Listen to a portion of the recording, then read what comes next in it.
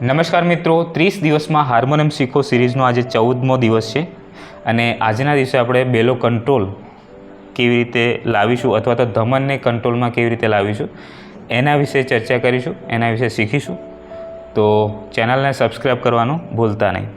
તો મિત્રો, આપ સૌ જાણો છો કે હાર્મોનિયમની અંદર ધમણ એટલે કે બેલો, પછી બટન એટલે બ્લેક અને વ્હાઇટ કીઝ અને ત્યારબાદ સ્ટોપર્સનો ઉપયોગ થાય છે.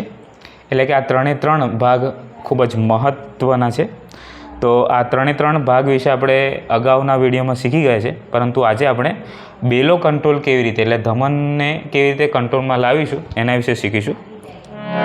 તો મિત્રો, કોઈપણ સ્વર ઉપર પ્રેસ કરીશું, એટલે કે આ છે કાળી એક. તો કાળી એક ઉપર આપણે આંગળીને પ્રેસ કરીને રાખીશું અને ધમણને આ રીતે લેફ્ટ હેન્ડથી એટલે કે ડાબા હાથથી ધીમા અને સતત હલાવીશું. એટલે કે આપણો જે સ્વર છે એ કપાય ના એ રીતે તમારે ધમનનો ઉપયોગ કરવાનો છે, બરાબર. એટલે ધમનને એ રીતે તમારે હલાવવાની છે, આ રીતે. ધમનનો ઉપયોગ કરતી વખતે તમારે ધમનને એકદમ ઝટકા નથી આપવાના, ધીરેથી એને આ રીતે તમારે સતત હલાવવાની છે, બરાબર.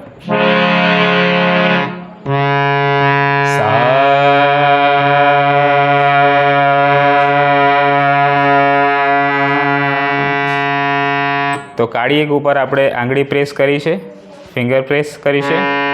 એનો અવાજ કપાતો નથી, એટલે કે કોન્સ્ટન્ટ આવે છે.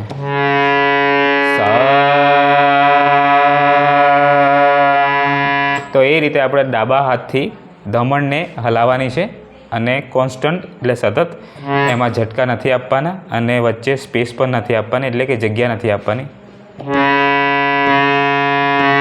આ રીતે તમારે ઝટકા નથી આપવાના, એકદમ ધીરેથી અને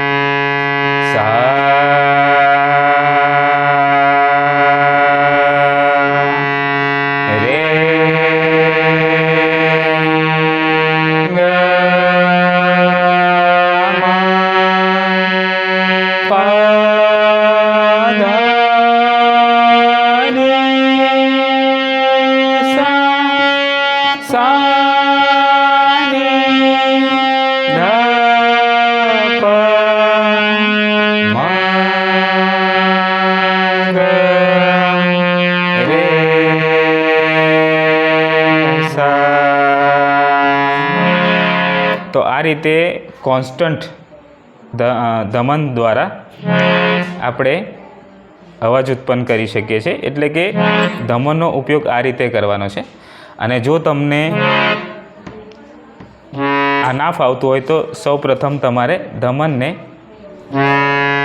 લેફ્ટ હેન્ડથી આ રીતે પકડવાની છે અને ધીરે ધીરે એને હલાવતા જશો.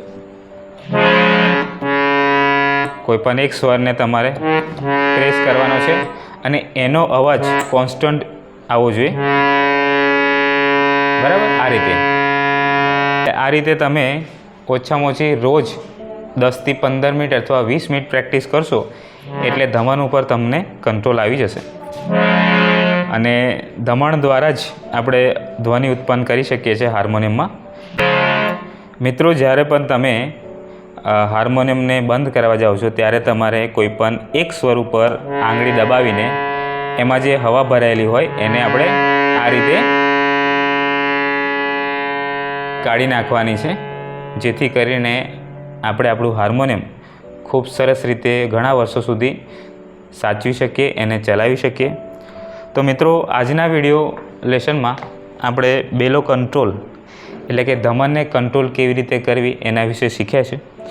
જો વિડીયો ગમ્યો હોય તો વિડીયોને લાઇક, શેર અને કોમેન્ટ કરવાનું ભૂલતા નહીં. સાથે સાથે ચેનલને સબસ્ક્રાઈબ કરવાનું ભૂલતા નહીં, કારણ કે આવા જ ઉપયોગી વિડીયો તમારા માટે હું લઈને આવીશ. તો ચેનલને સબસ્ક્રાઈબ અવશ્ય કરજો. અને જે મિત્રોને ભજન શીખવા છે એ મિત્રો નીચે તમારું મનપસંદ ભજન કોમેન્ટ કરી દેજો. એ ભજનનું નોટેશન આપણે ચેનલ ઉપર મૂકી દઈશું. તો આજના વિડીયોમાં બસ આટલું જ. ફરી મળીશું એક નવા વિડીયોમાં નવા ટૉપિક સાથે. ત્યાં સુધી જય હિન્દ, જય ભારત.